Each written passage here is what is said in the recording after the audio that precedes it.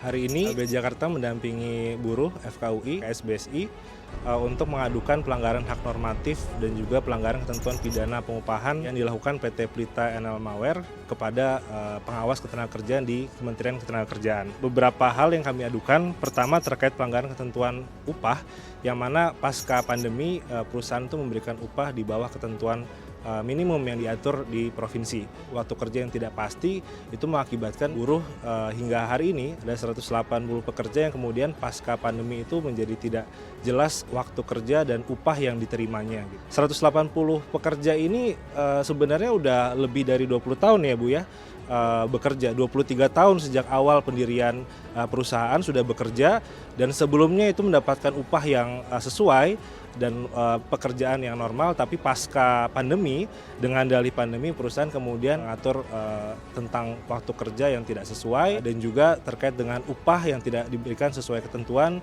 termasuk juga THR yang diberikan tidak sesuai ketentuan. Selama pandemi kira-kira mungkin upah yang diberikan tidak sampai 50% gitu ya. Kita menyampaikan bahwa upaya buruh gitu menuntut haknya selama pandemi gitu ya, dengan membuat serikat, dengan juga menyampaikan tuntutan kepada perusahaan, justru dibalas perusahaan dengan intimidasi, dengan pemutusan hubungan kerja beberapa pengurus serikat, dan bahkan pemidanaan terhadap buruh. Sedang berlangsung juga proses pemeriksaan di Polda Banten gitu terkait dengan buruh yang dilaporkan oleh perusahaan, yang mana pelaporan tersebut itu tidak sesuai ketentuan hukum ya. Itu adalah upaya kriminalisasi yang melanggar hukum, yang justru digunakan untuk membela kepentingan perusahaan secara sepihak. Beberapa hal gitu yang tentunya kami tuntut kepada pengawas ketenagakerjaan, selain memaksa atau memerintahkan perusahaan untuk bisa mematuhi dan memenuhi hak-hak normatif pekerjanya, berhenti melakukan intimidasi dan kriminalisasi,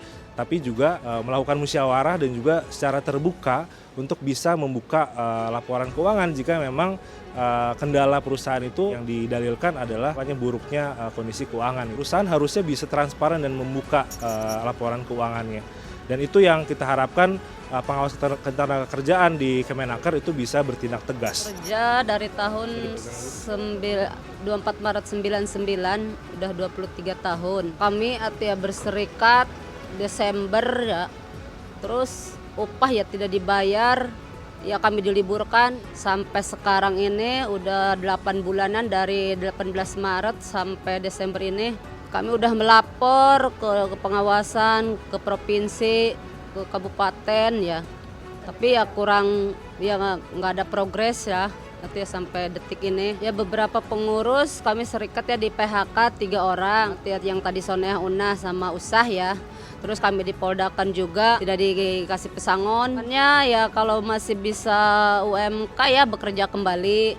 Tapi kalau ya perusahaannya tidak mau, tidak mau dipekerjakan, tidak bisa UMK ya, kami ya silakan sesuai undang-undangnya lah. Sebenarnya kasus Pelita ini menggambarkan pola-pola yang juga banyak terjadi di perusahaan-perusahaan pasca pandemi. Jadi pandemi dimanfaatkan membatasi pemberian hak pekerjanya, bahkan kemudian mengakibatkan situasi kerja itu tidak pasti. Di beberapa perusahaan lain itu kan jadi alasan untuk mengganti pekerja tetapnya menjadi pekerja yang lebih fleksibel ya. Di sini pemerintah nggak boleh tinggal diam gitu. Di sini di kasus Pelita di Disnaker Provinsi itu udah lepas tangan. Padahal itu tanggung jawabnya dia untuk melakukan pengawasan terhadap pelanggaran hak normatif. Nah, jangan sampai kementerian ini juga menunda-nunda atau bahkan misalnya tidak melakukan pengawasan dan tidak menindaklanjuti pengaduan ini. Jadi pemerintah di sini harus bisa bersikap tegas dalam perlindungan terhadap buruh.